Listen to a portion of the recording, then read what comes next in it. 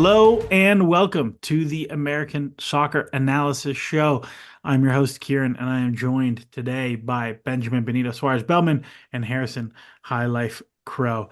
Gentlemen, we are not going to have a weather update. We're going to get straight into it because there's lots of fun and cool stuff to talk about. The Leagues Cup final happened between the presumptive MLS Cup final combatants, last year's MLS Cup final combatants. We'll talk about that. We're also going to talk about before that. Um, if you haven't seen it on the feed, uh, Expected Own Goals dropped an emergency pod about NWSL announcing some of the details of their new collective bargaining agreement, which include no draft, unrestricted free agency for everybody, and players have to consent to trades now. Three pretty big ones that are very different from other American sports, but are very relevant to us in MLS. So, gentlemen, we're going to get straight into it. We're going to start there. Initial thoughts on the new NWSL CBA and how it pertains to MLS. Ben, let's start with you. It's amazing. I did not expect anything like this at this point. So, I mean, I'm gonna go ahead and echo Kieran's plug of Evans of Expected Own Goals uh podcast because it was outstanding. It lays it out perfectly. It puts it in context of all of American sports as a whole, and it's transformative. Like it's genuinely a transformative thing for sports, and starting with women's sports, and it signals to me that NWSL and women's sports are probably going to be on the cutting edge of these things going forward, probably because they have the most to gain from being innovative and empowering players in these ways. So I think it's going to be only good things for them. I know the main critique is maybe they leave future money on the table. Maybe they can clink some of that back. Who knows? But just from a change of the negotiating game state in soccer and in American sports as a whole, it's pretty incredible.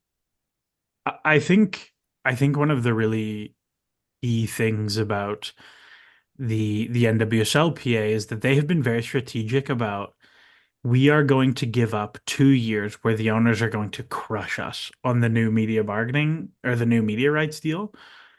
And we're going to get a whole bunch of stuff now in exchange for that eventual killing of us.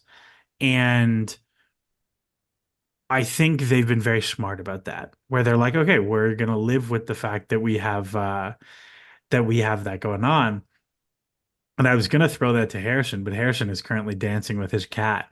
So I'm going to keep vamping for a little bit. But I think one of the really interesting differences between the two is that like the NWSLPA has some of the world's best players in it, and they are shoulder to shoulder, side by side with like college kids making league minimum.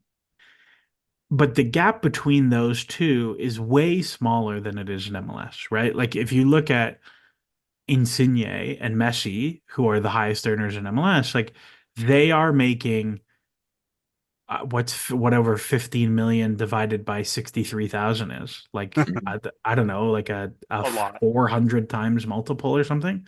Mhm. And in NWSL, it's like 35 grand to like I think the highest paid player is like five or $600,000. So it's just a lot. It's a lot different, and like women are more sensible than men in that way. And I think the star players in NWSL have been much more willing to lean on the league and say, we are the best players in the world. You're gonna act like it.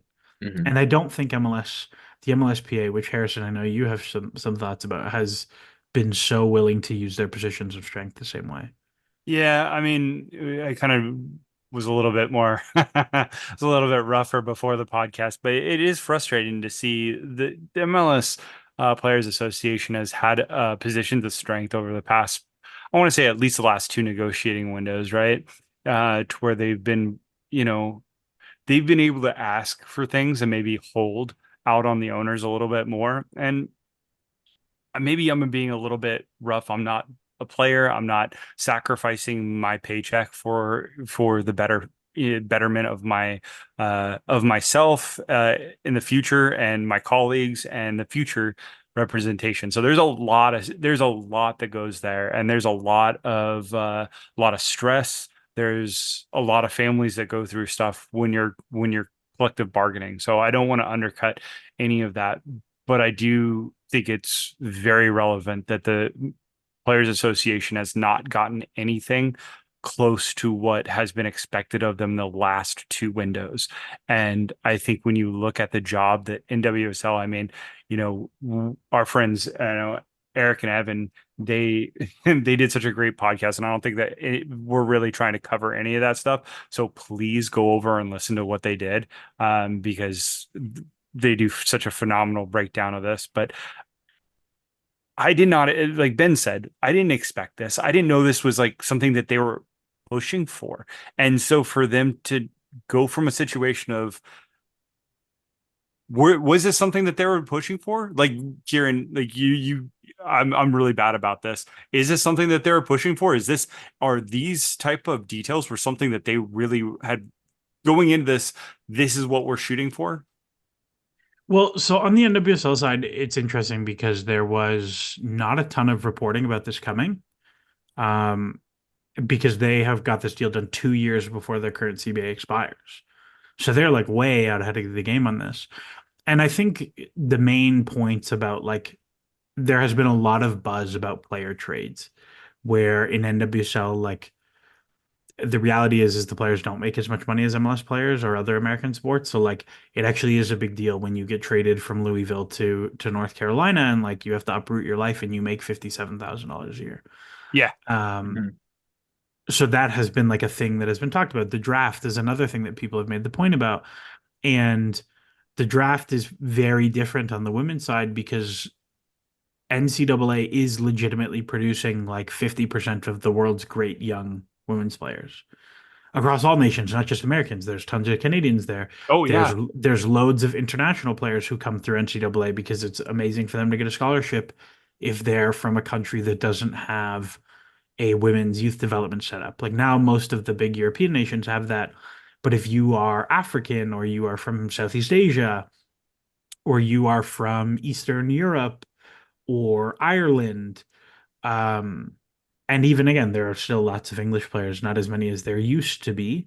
Like Lucy Bronze and like a bunch of the English national team are ex North Carolina Tar Heels. Like that was a thing. So So yeah, it's a very, very different landscape. right. And I Mhm. think the point that I'm trying to make is like, because they're ahead, because they came from a position of relative, hey, this is what we want, kind of coming, I don't want to say coming out of nowhere, but also making demands in which they have little leverage and getting that done, but willing to sacrifice something to get that done. It just shows so much more commitment, and it paves so much way for them in the future that it's kind of frustrating to see a more established union fumble. Like they just So they've yeah, written a book on how to do this right now. And yeah, the MLS Players Association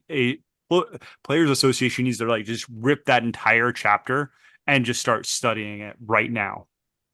I completely agree with that whole framing because I do think the deals for MLS players haven't been as good as they could be, and they haven't pushed the ownership enough to grow the league and to invest in the league and to invest in like scale wise, NWSL's salary cap is going up by So here, 40-ish yeah, percent. yeah. So So let's yeah. talk about just to put this into raw numbers. So the MLS cap in the last CBA extension, which was in 2021, was done a little bit early to add it was to add an extra 2 years to the CBA that would have expired in 2025 coming out of COVID, where the MLS players got drilled during COVID. Mhm. With the Um, force majeure is a big part of that because I thought they got an okay-ish deal and then the so force majeure yeah, clawed a so whole bunch back. so the 2021 CBA and MLS, the players got all of their pay. That was part of that negotiation, was they got all of that money up front and they got expanded free agency. What we have heard is that they gave up a huge amount of future growth in the cap to get those two things. And if we look at the MLS cap now, over the length of this CBA from 2021 to 2027, it goes from $5 million, $4.9 million to 7.7 million and 68,000. So call it 7.1, which is like I don't know, 40-ish% growth. However, the NWSL cap is going from $2.5 million to $3.5 million in 1 year. And again, very different because like Mhm. there's no allocation. There is allocation money, but it doesn't work the same way. So like the cap is legitimately $3.5 million, where in MLS we see the cap is $5 million, but every team spends about $15 million with DPs and all that stuff. But again, most of that's going to DPs, and it's all different. I think Ben, let's reframe this conversation a little bit because I think MLS is not headed towards a CBA negotiation anytime soon, but Mhm. I think changes like this bring up really interesting like analytical opportunities because Mhm. now you're not scouting the draft anymore because there's no draft. You're not limited by your pick. Yep. It now is a market problem. Mhm. You have a market of all new players coming in, and you have to decide how much I'm going to pay them to translate from college to NWSL. So, Ben, you used to work for a team, but you never had to deal with something like this. Give me your like Cole's Notes summary if an NWSL team came to you tomorrow and said, Ben, how do we decide how much we should pay the best rookies in the class for next year? I think the first thing to do is to benchmark. So if you have whatever your college data looks like, however far back that goes, you track the best players that were in each of those seasons and each of those drafts and try and map on sort of some general expectation of what they would deliver. And I think that has to be sort of role specific too. Like you don't have pure underlying numbers with college soccer. It's a different type of game to begin with. Like people are getting subbed in and out throughout the game. So you're not like I think that juices numbers in different ways. So it is going to be a different type of analysis that I think would have to be sort of pioneered as you're doing it. But that I think for me that benchmarking is the first thing I'd try to do. And then from there be like, okay, what are we paying everyone? What can we expect of this production? And then also could track their growth. Like what do we want to be paying, like what are we eventually getting when we're paying for something more? Because I feel like when you're trying to sign prospects, especially out of college, and prob now I assume that you don't have to go to the draft, you don't have to declare. You could play a freshman year and then sign with the club. I assume that's now a thing that's possible. You just can't return to NCAA. So you have to be thinking like, what am I getting now? What are the growth trajectories? And then how do I value that with the players we already have? What do we want to be reinvesting in? Do we want to be reinvesting keeping our talent, shopping abroad, or is the college market really something we want to be playing with? So I think there's like a couple interesting points to follow up on there. Um, First off, we don't know exactly how like no draft looks. Like, do you even still have to go to college anymore? Can you just sign as an 18-year-old? We don't know stuff like that yet. Um, but we have like pretty good G plus for like what a traditional draft pick looks like. So, for example, the first overall pick in NWSL over the last like 5 seasons is a net five G plus player a season. That is like an unbelievably positive starter. And that is heavily driven by the fact that you have players like Naomi Agurma and Sophia Smith who are like hugely positive, hugely positive um, contributors to a team. And that's kind of like the top 10-ish picks are like pretty consistently positive contributors. And then that kind of fades as you go through the draft.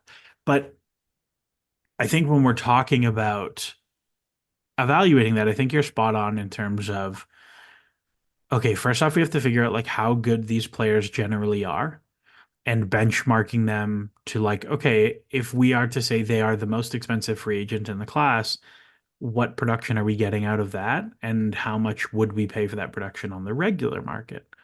Harrison, I'm curious what you think in terms of the money side of things, because we've done a lot of stuff like trying to look at X salary at ASA before on the MLS side. I don't think it's necessarily about what immediate value you bring because it's not about immediate value. I know in a Correct. lot of contexts, that's how you're going to look at it because, that's how we look at drafts, is how much better is the worst team getting now that they have player X, right? Now that they have Sophia Smith, that's going to, it be so much better than what that player was at that position last year. Um, man, it's about that growth. And that's why teams need to be looking at it is over the course of the contract, the gradual growth that that player is going to get is going to be so much better. And I think that that's something that's kind of interesting because that's different maybe than what you would look at it from MLS. I don't think MLS teams need to scout the draft as much anymore. And I think this is one of the cases for why MLS can get away from the draft because um, it allows both sets of USLs to kind of go out there and scout the talent that's around their area and it's around there. And then you have just a better signal of the quality that you're going to go sign. Um, I'm really interested to know what that looks like when you're competing for that top 10% at talent and whether or not that's actually going to stay in NWSL now as a result. And I'm kind of curious as to how much they're going to have to compete with um, other markets international wise. Do you see other countries coming for those players that maybe beforehand were thinking, well, I'm definitely going to go in the top two picks or in the top, five picks. I don't think that I'm really going to worry too much about trying out for another team. Now they have to try out anyways. So what's precluding them from going to Chelsea or going to, a better international opportunity? So I I do think. think, go ahead, Ben. I think it might be the opposite because I think that That's yeah. yeah I think that's sort of what was happening because if you're going into NWSL, which is a league that has a, I guess until literally right now, a really bad reputation when it comes to player quality of life on average. Like obviously for the highest paid players, it's not like that. But on average, especially if you're coming right out of the draft and getting league minimum, it's a tough life. And you're having your rooming, you're you're eating college style meals on a low salary, and that's no longer going to be an issue. And if you're going to be going through the draft, you don't get to set your salary until you sign a new contract. Like I'm not sure what the guaranteed salaries based on pick order is what or was like in NWSL, but you don't get to control that. So it's very easy for Chelsea to come in and be like, okay, here's that plus X plus probably a little more than plus one, but now you're not locked in. This is now you have freedom of movement within NWSL. You can get signed a 2-year contract if you have leverage, being like, I would go number one, but now people can pay me what I'm worth to just skip that order and go right to their team. But I only want to sign for 2 years because maybe I want to change my mind after that. So the players are now empowered to stay in NWSL. And I think it's going to like Evan and Eric in expected own goals are saying that they pretty much expect NWSL to become the premier women's soccer league in the world. And I think that's the path this is on now. Yeah, so like I'd argue they're like they basically are already. Like with their new transfer fee rules, like Yes, they for are just sure. kind of blowing everybody else out of the water. They're still like Barcelona are still probably the best team in the world, and Lyon are great, Chelsea are great, and Arsenal are great, and pa. But like I would say as a league, it is by far the best league in the world. The worst NWSL teams, like people kind of thought this, like they did a summer tournament with Liga MX as well. People kind of thought those games were going to be close. Like I don't think Liga MX beat a single NWSL team, and the NWSL teams played like genuinely their worst lineups every game. And it's like there were teams who hadn't scored a goal in 2 months in NWSL winning 5-0. Like this was like Utah scored 6 goals and they have 14 goals all season. NWSL is clear, way clear. But yes, it's very much not very much the opposite. Like I think it was somewhat overblown how many players were leaving, but I think now it's like if you're gonna go to a market you don't want to go to, like you're gonna get paid to go, or you're gonna go where you want to go for less money. And I think there's going to be less of like, oh, I got drafted to Louisville. I don't really want to go live in Louisville. I'm going to go live in France instead. Like, this is sick. Mhm. So I think on the MLS side, when we compare and we say, okay, at least on the NWSL side, it's different because the best player coming out of the NWSL draft is legitimately one of the most sought after prospects in the entire world. As much as I love Moise Bombito, he was not the most sought after prospect in the world when he came out. He was very well liked in the draft. Lots of teams tried to trade up to get him, but he was not this like can't miss prospect. Mhm. So when we look at the MLS draft, like Harrison, how much do you see movement? Like, let's say MLS was like, we're getting rid of the draft this year. Do you see like a big change in the amount of guaranteed contracts that come out of it, or like do GA guys suddenly get way more money than they're Well, getting now? I mean, I definitely think well, I was going to say, I definitely think that the amount changes, but I don't think that's necessarily true. I think it's maybe the amount probably stays the same, but it's probably proportional to the teams that have those off contract positions open in their roster, right? You'll probably see a lot more. I think you'll see a lot more guys that teams know. I mean, you see it all the time. Kids go to college, right? But they have those U23 teams that they're playing with, or whatnot, or there's youth teams that they play with that maybe even they might not even be local. That a lot of teams actually, and I know this is the case for the Sounders, they can't actually claim a player to be a homegrown product because they haven't qualified under that, but they have those relationships with those players, and it happens at TFC. It happens at a lot of different locations, right?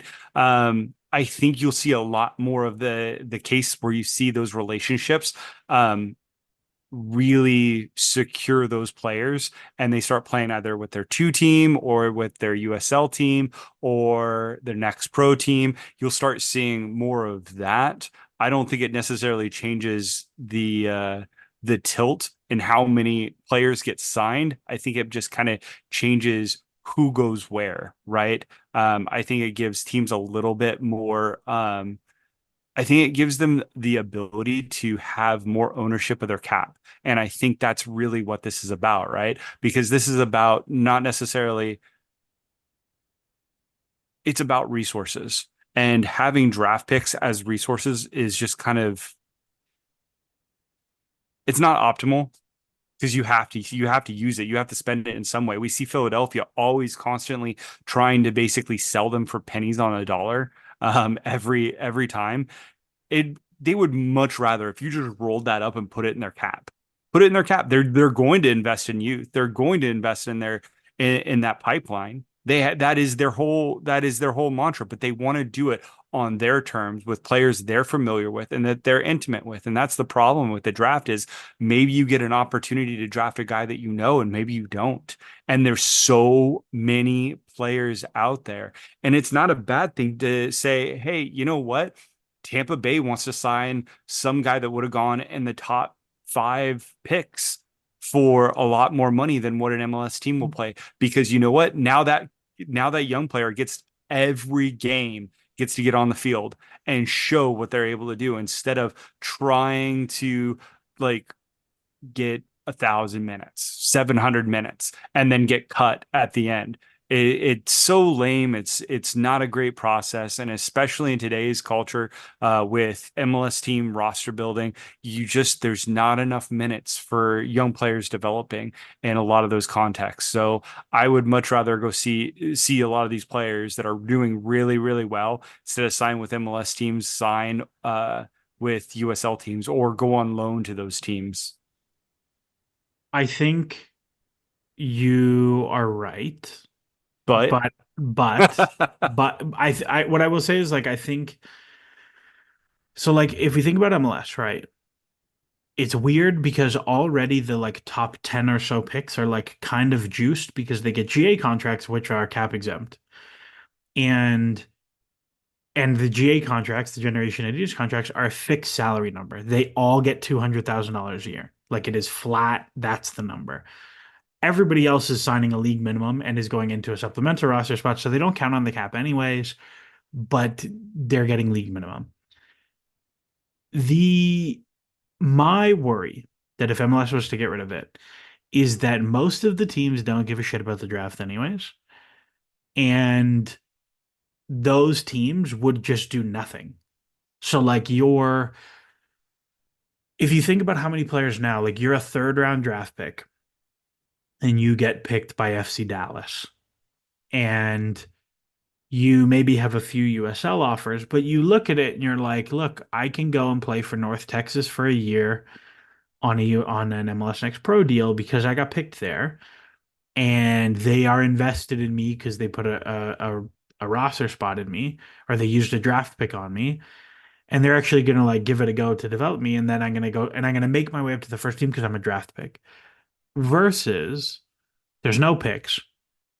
FC Dallas are like, wait, we'll give you a training camp invite because that's what all those later round picks are going to turn into. Is like we'll give you a training camp invite, and now you have players who like, okay, I'm going to take the training camp invite because I want to see if I can make an MLS team over a USL team, and I don't think USL teams are going to pay college kids 250 grand or 200 grand. I don't think they'll match a GA salary unless it's So, but like you're talking about 10 at most, for sure, for sure, for sure, at for sure. But most the guys 10. below that, but the guys below that aren't who are only getting a league minimum. I don't think are getting 100 grand in USL. Like think about how few players are making $100,000 in USL based on what we know about the league. Like I don't see USL being competitive on salary. What I do see them being competitive on is like you're a third round draft pick who's going to sign an ex pro deal for $35,000. We'll take you, we'll steal you, and you'll start every game for us, which is, I think, a net good thing. But players can do that now.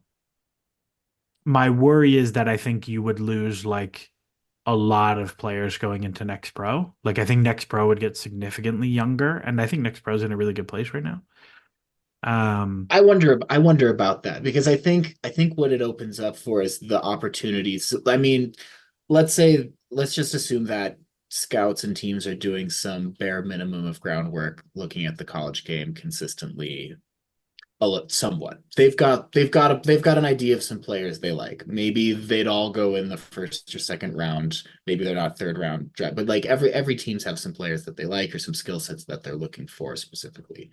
What this allows them to do is pitch that. Like it's not going to be a money thing. Like I think we're all in agreement for MLS. All of these salaries, except for like not many players are going to make more than the minimum. But you say, here's your development plan. Here's why we want you to come here, and we don't have to worry about the draft order anymore. You get to go to the team that you think is the best fit for you, so long so as they have an interest in you as well. And then you can get those minutes, you can get a loan. It might not be in the same type of numbers, and it might not be the same type of security for that 1 year before you get cut the following year because you were a third round draft pick in Next Pro and it just didn't work out. yeah, But I but to be fair, the way the draft contracts work now, it's like it's 1 year and then it's like four team options in a row. Like you're getting rinsed anyways. I think you make a really good point in terms of team selling because I think on the whole, I don't think it would be super helpful to MLS. It's probably nets out the same. However, I do think for some teams, they would feast. Like the teams who are actually really plugged into college soccer and are like doing a pretty good job of identifying the right guys in the right places that like, okay, this guy can come through and be useful to us. Like Miami have drafted really well. New York Red Bulls have drafted really well. Um, I think If only those there was some reason that could possibly, like, some strain of like connection between those. That's so weird. Yeah, it's almost like you can sort the draft by G plus and the players all are good at the top. Um, Shout out Paul Harvey and Mike Imburgio's piece from just after the draft that was like I can't remember the guy's name, the guy who's at Miami now who scores a bunch of goals. Leo Afonso every time he subs in. Tyrese Spicer has been really good as the first overall pick, just saying. Um, but I think those teams would feast because if your talent, it's a new way for talent ID. Like it's now an efficient market. You don't have to worry about draft picks and all that stuff. Let's finish the draft discussion here. Moise Bombito is probably the most sought after player in the draft 2 years ago, even though he didn't go first overall. And I don't know who went first overall over him.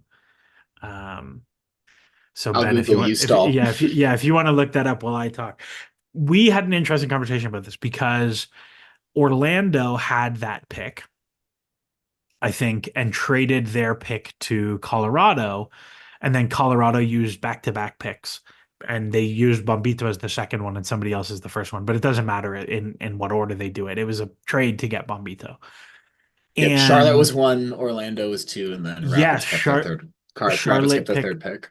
Charlotte picked the Clemson kid center back and then just loaned him to like Serbian second division. We talked about this. Um, the Clemson kid who is like his only highlight was a horrific red card tackle that they used in referee courses, which was fun. Uh, so they traded like what 250K in GAM or something for the pick. Let's call that the extra salary you would have paid for him. Do you think that's how that would go? That instead of teams quote unquote trading up, like somebody would have paid Bumbito 500K instead of the 200K in GAM? I doubt anyone rated him highly enough to give him 500K, but I think like maybe the number would have gone up. I think it would have been a little over a regular GA type of salary. Like I bet Isn't there would that have been teams that go to 350. isn't that funny though that it's like we will pay you 200 and we'll trade 250 to get you, but we wouldn't pay you 450. Well, And I think you're right. I think you're spot on. I yeah. think teams would be like, we'll pay you 300 and like, oh, look at our ecosystem. It'll be perfect. Well, here's what I think is ironic about it is I think there's a reputation of NCAA that just is an automatic discount in the same Oh way yeah. that many players from MLS get a disc. Like we're not going to pay you as much. You're coming from a substandard league.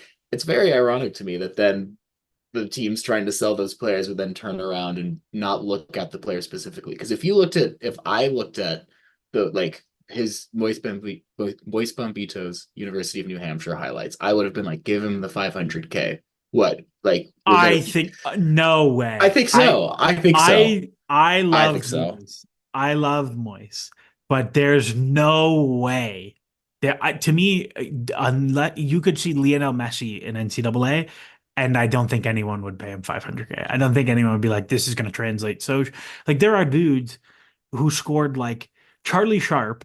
Okay, Charlie Sharp was the leading scorer in the whole country. He scored like 27 goals for Western Michigan, who are like vaguely the same level as UNH. And he is like an okay next pro striker. Like, there's no way. I don't believe you. I think If you what I do, But the here's film, here's not the the but stats, the film. but here's the difference, right? We're now we're getting into scouting, right? this is the thing. We're Yeah. getting Yep. into a lot of different pieces because Charlie Sharp was above his at the average age level, right? Like he was Yeah. a I lot of think he stuff that was, he was doing was he was bossing games because A, his age, and B, his maturity relative to the rest of his uh, competition. he was a like a normal, like he's He 23. was He like a just college turned, senior when he did all that goal no, scoring. no, What, he did, like a he did, 22, 23? well, he just turned 23 in June. So like, and Okay. he got drafted as a third year, as a junior, Uh, and then went back for a year. So like this is again, like this is a guy who was like very legit, but yeah, he was a third round pick. He was not a first overall pick. But we have to move on. So we're gonna take a short break. And then we'll come back and we'll talk about Leagues Cup, Columbus, LAFC. Back after this. Do it 12 times, well, I'ma tell you what. The stats were wrong tonight. Your stats will lose to the human spirit. All right, we're back. Leagues Cup. Columbus won. And fairly deservingly. I think the XG was like 1.5 to like zero point 0.3 or something like that, or zero point 0.4. Let's be really inflammatory. Ben, is this the best MLS team of all time?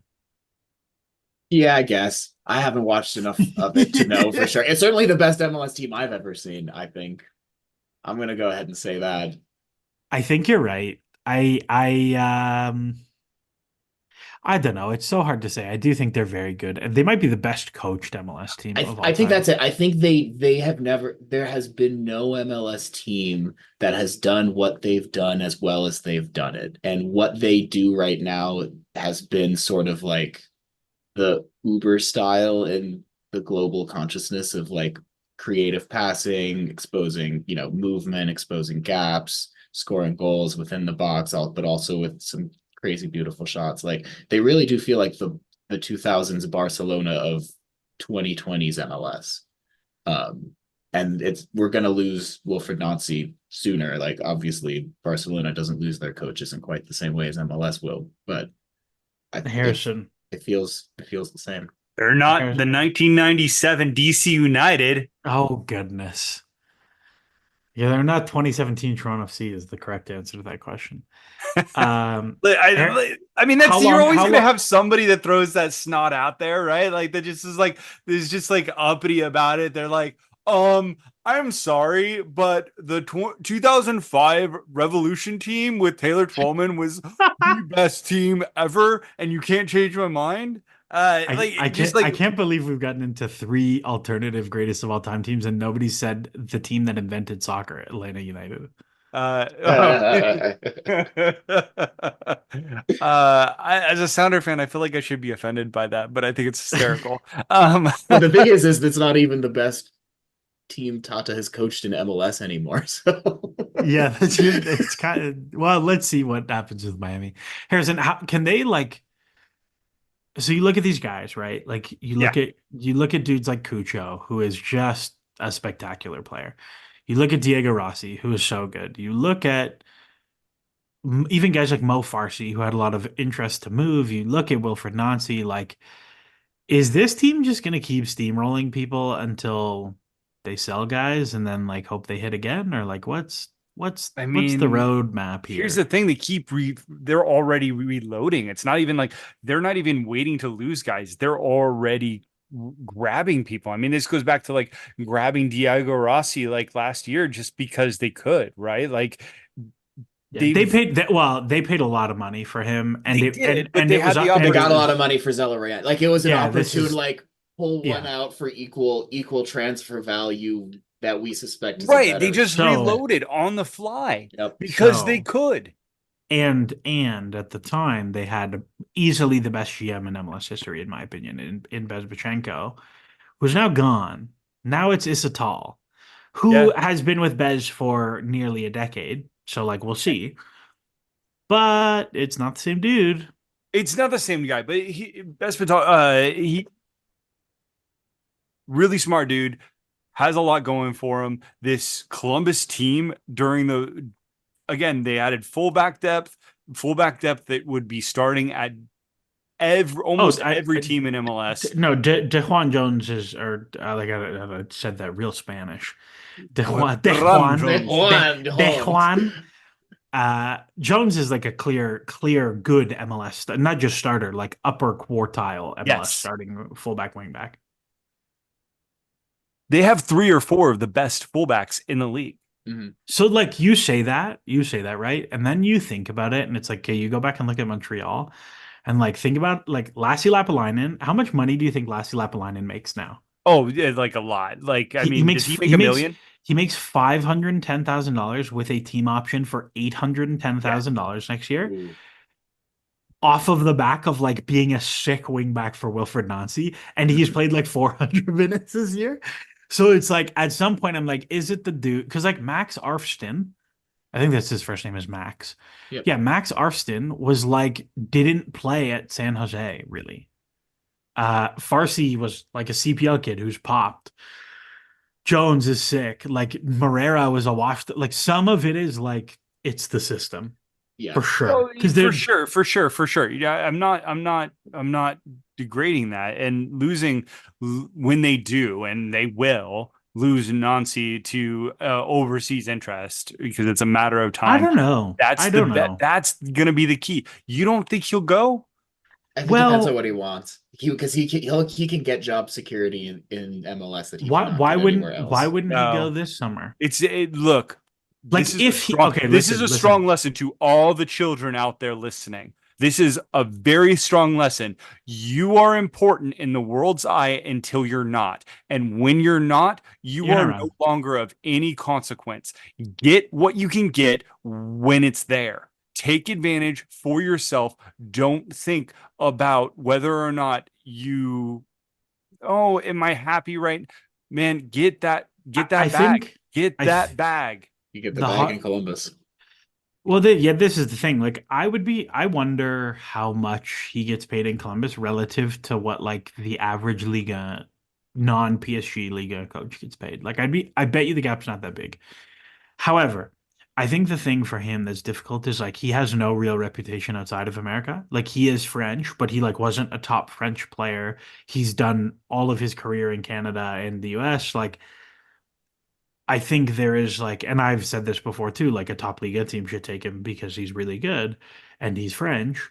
But I don't think like they view it like that. Like Vieira went from NYCFC to Nice and also mostly sucked there.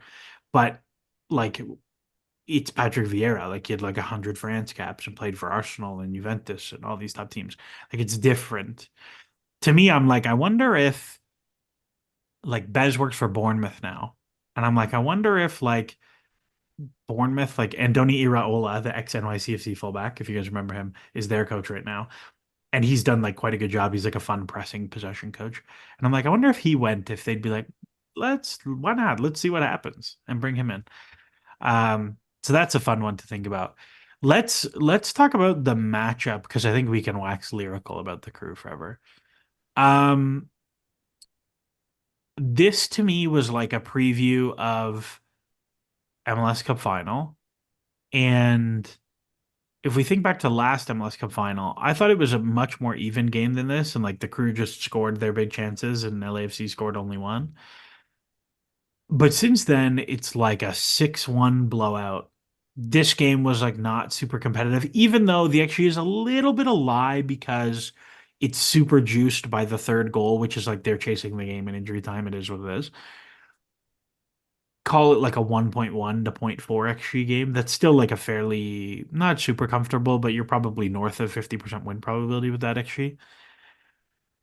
Like, what do LAFC do different here? Can they do something different? Because they went back 3-4-3 in this game and it didn't really work. They got no juice. I think it's kind of interesting. They had, as far as G plus goes, their defensive G plus was really similar. I thought for the most part, LAFC had really good stretches defensively, which led into their attack. The problem really was in the attack. I think they couldn't break when they wanted to. And I think that's the biggest problem right now that I see with them. I think it's a midfield issue. And I think that it's finding unique ways to get on the brink because they tried to do it wide, they tried to do it down the middle, and you in the second half, and you just can see each time Columbus had people there. It's like they kind of knew where that turning point was going to come. So I'm not sure. However, I think, in my opinion, I thought this game was closer than what LAFC had played Columbus previously. I felt like they were maybe a dial away from really changing the game at certain points early on. And I think, I mean, even if we're being totally frank about it, it was 1-1 until injury time, and the yeah. goal is a huge error from Hugo Lloris, and Mhm. then the transition one at the end. Like your ASA's stuff has it closer than other places. Like our XG is like 1.3 to zero point 0.7. And again, you have like the Jason Russell Road chance at the end is like a huge possession value moment. Yes. Um, Yep. and like the defensive G plus stuff is about the same, which means both teams are defending the box about the same, despite Columbus having much more of the ball. Like you might be right that this is like they actually don't have to change something. Like you just hope for the coin flips to go your way. Ben, It's kind of my you have Colorado having a nice, lovely uppity season. What do you think about LAFC in the West? Because I think we can talk about the Crew, but like we're gonna have to do a separate episode at some point to talk about the gauntlet that is going to be the Eastern Conference playoffs this year. Yeah. Colorado, LAFC in the West, like what's that looking like? So I'm terrified of LAFC at this point. I think you can beat them at home, but I think they're like we have never won there. Like Seattle is equally having trouble with LAFC right now. Like actually, I think everyone is kind of terrified of LAFC within the West. The thing is Columbus are perfectly designed to sort of contain them with their width. Like our, Doyle on Extra Time was talking about why are Columbus so good? They have their width through the 3-4-3, but they still have two midfielders with help around them, people inverting, people coming in to cover that space that you're usually seating, that I remember watch being cut open, with Anthony Hudson's five in the back constantly, because you have no one in the midfield. Um, so I think LAFC is struggling there. So much of what they tried to do with their sort of mixture experiment in the early season of possession and counter was being able to get on the break quickly through connective passes in the midfield. And I think by adding the extra center back, they've lost a lot of that. I don't think they can connect and break out as well. They really have to, especially with a team like Columbus, they have to sit deep and try and hit them on the space. And with Columbus is just so good at covering that space because the system is so like they have amazing attacking talent with Cucho and Diego Rossi, but the system is what collects the ball, recirculates it. It's like a pinball machine, just collecting chance after chance. And there's no way for LAFC out. So they're going to run the table, I think, in the playoffs. I don't know if there's a team in the West that can really stack up, but if they don't have another tool in their bag of another way of approaching this game, or like being able to create offensive chances from and exploit the fact that Columbus is trying to play with the ball so much, they're going to keep having this problem. And it's not just like the defensive. It's not just about having the Diego Rossi and everything. You nailed it when it's the system, right? Because you had Darlington Nagbe fell out at one point in time on the break, and Diego Rossi rotated and filled his spot, and then Darlington Nagbe shifted back up to where these are players that are supremely so good at their positions that in most places, they don't do that rotation. In most locations, most teams would not say, hey, Diego Rossi, you need to get your ass back on defense and fill that spot and be a defensive midfielder for us in that break, because it doesn't happen. It doesn't happen. And I think that that's one of the things that you can see that he has. And again, Kieran, I know you're going to say we could wax poetic about Columbus for hours, so I will clean this up. But LAFC, I think, has so many things. I think they're just a few notches away from figuring it out. And I think that realistically, they are already so good. It's so hard to kind of it's a superhuman battle, right? Like this is a comic book battle to where we're seeing one person stack up against another and just be perfectly kind of fitted to undo their. It's Lex Luthor and Superman in a way. And I don't want to paint either team as Superman or Lex Luthor, because there's some villainage that happens with that. But I mean, they're just Wolverine and Hulk, right? They're antithesis of each other. Well, I think that's a good place to stop there and move on to trivia. I'll leave us with one stat about figuring things out. Columbus have won the last 3 times they've played. MLS Cup 2023 is 2-1 for Columbus, 2-0.8 on the XG. The next time they play is in the league this year. They win 5-1, but it's 2.1 to 1.3. So the gap is narrower. Then they play in Leagues Cup, and it's 1.3 to 0.7. The gap is again narrower. So 3 Columbus wins, but maybe LAFC are figuring some stuff out. So we'll see. But we're going to move on from there. I have some trivia for y'all because I felt like I had no idea what was going on in MLS coming back into the games this weekend. I didn't know who was where. I didn't know what teams were good. It feels like MLS has taken 8 months off, not a month. So we're going to go back into it. We get some like MLS season summary stats. I have no idea who won last week. So I won. You won. Ben, go first. 1 to 6. What do you want? 1. All right. Denny Bwanga. This is a perfect segue. You guys know what you're doing. Denny Bwanga is already at 24 XG plus XA in 24 games, which is frankly ridiculous. God. There's 10. He has 10 matches left for LAFC. If the season ended today, this is an over-under question, so you're going to either set the line or ask Harrison to set the line. How many players in the ASA data set, so 2013 to now, would have more than that in a whole season? So Denny Bwanga is literally 24.05. XA plus XG. XG plus XA, non-penalty. If the season ended today, how many players would have more than that ever? Ever. So, like, who has had more than 24 XG plus XA in a season? How many?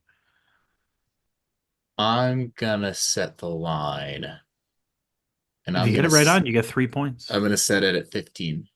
It's a good line. It's a real good line, Harrison. Over or under? Under. Give me a number. How far under do you think it is? I was sitting at the line of 9, maybe 11. Well, the answer was 12. The answer was 12. So, Harrison, you are correct in taking the under. Not But as under as I thought. this guy's had the almost top 10 season Insane. ever with 10 games left. He won't catch Vela, who has the record at 41. But like the next highest is 33, which is like doable, which is pretty crazy. For sure. Pretty crazy that Vela had a 2020 season. Alrighty, Harrison, you are up 1-0 because you stole. You want number 4? Alrighty. Maybe finishing is real. The league leader in X place, which is our metric for the difference between pre and post shot XG models, is the starting striker for the team that leads the league in the difference between their goal difference and their XG difference. Who is that player? So this team is a team full of snipers, and he is the king of the snipers.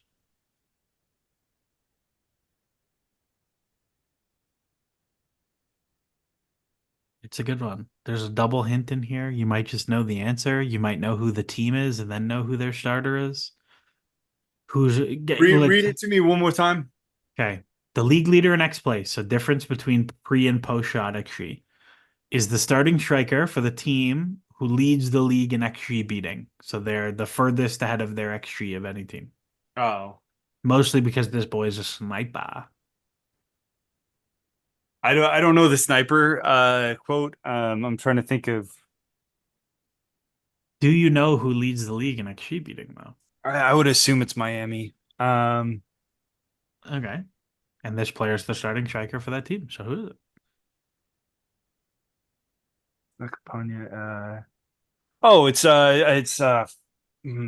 It's Suarez. It is indeed Luis Suarez. Okay. It took you a while, but you got there. Harrison, commanding 3-0 lead. He's back with a vengeance. 4 questions. Yeah, I got lucky on the Suarez thing. Like I honestly, I was trying to think of Campagna. Campagna got sold off, and I was trying to think of who was starting. Robbie Robinson. Please let this be a me. Ben, you're up. What question you want? Oh, hell with it. Let's do 6. Alrighty. Oh, this is perfect. By ASA's XG model, who has been the worst goalkeeper in the league this season? Hint, it's no real surprise. That would be one Zachary stuff.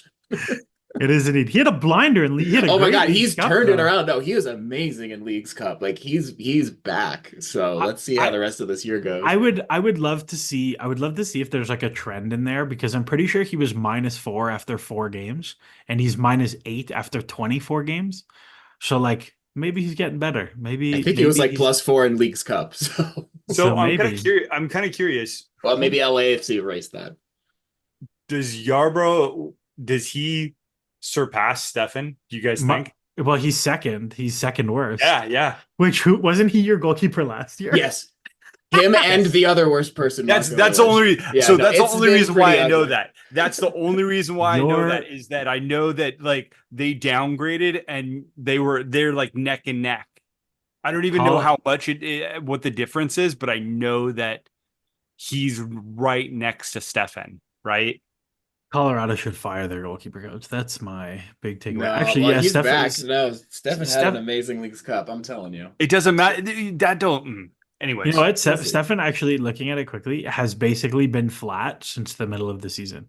But he was like 4 from 1 XG the first game of the season, 2 from 1, 2 from 1, 5 from 2, and then since that point he's flat. So maybe he's turning around.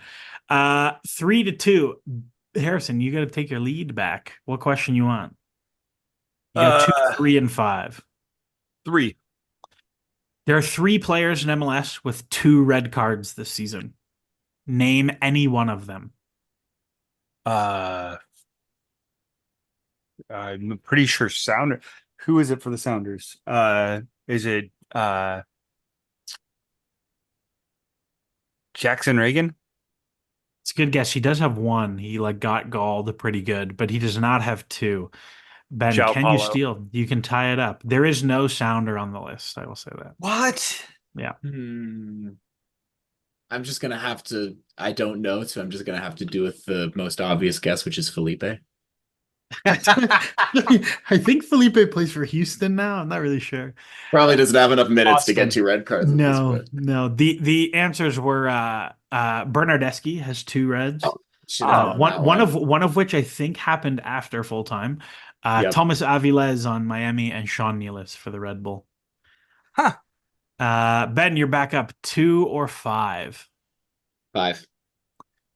Nobody in the top 10 G plus earners plays for a team outside the playoff spots.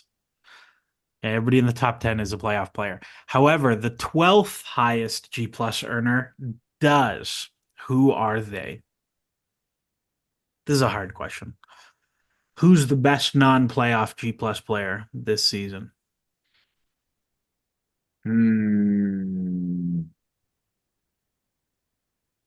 Who's out of the playoffs? Johnny Russell.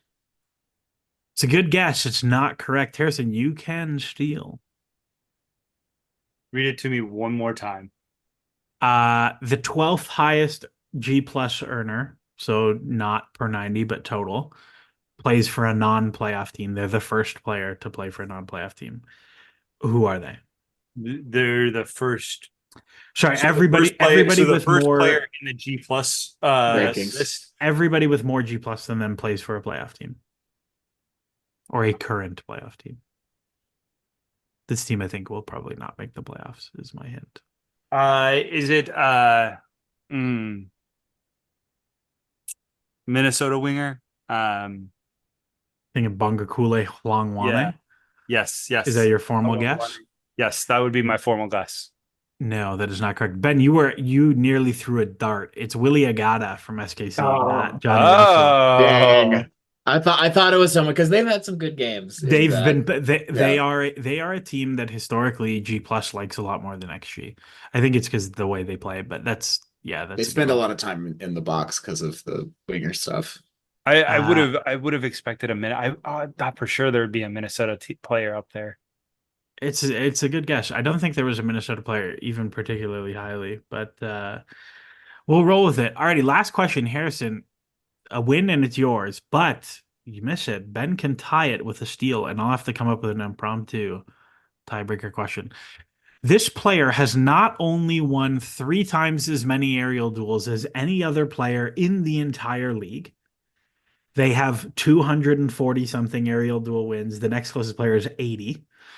They also have the most fouls in the entire season with 62. Who are they? I'm sorry. Are you done talking about Kai Kamara? He's so confident, and he's wrong. It is not Kai Kamara, who definitely didn't play enough. Ben, they signed him. Ben, I think you know this. I'm gonna go with Christian Benteke. And you are spot on. It is Christian Benteke, who has won. I'll take a tiebreaker, please. Literally 3 times more than anybody else, which is just a bonkers stat. Harrison, I love that you pulled your phone out. Are you done talking? I thought for sure it was like Kai Kamara. Like the numbers that I've run with Kai Kamara just in like the 10 to 19 seasons. Normally. Yeah, I think if you extrapolated what he has played for LAFC, he'd probably be pretty close, I imagine. But yeah, they signed him pretty late, like in May or something, I thought. Alrighty, that's true. I didn't think about that. I didn't think about the fact that we're gonna have some fun. All right, Harrison, you're gonna set the line. It's gonna be an over-under 50-50 as fair as we can go here.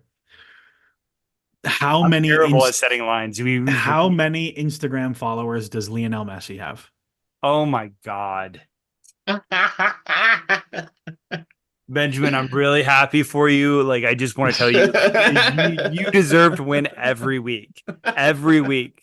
You deserve this. So And look, I just he's got some. His most recent post is like a video at a school. it's got to at least be like something ridiculous, like 250 million.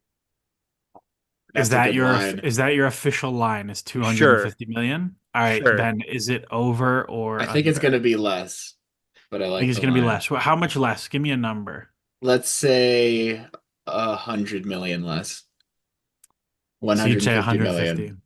Well, Harrison, you're the winner because the answer is 504 million Instagram followers. Oh my God. I almost set the line at 500. I'm not gonna That would lie. have been crazy. That would have been That really would have been That fun. would have been nice. crazy, but Well, no. you won. All right. I don't know anything about Instagrams. When you asked him how much when you asked him how much lower, I was like, am I this far disconnected?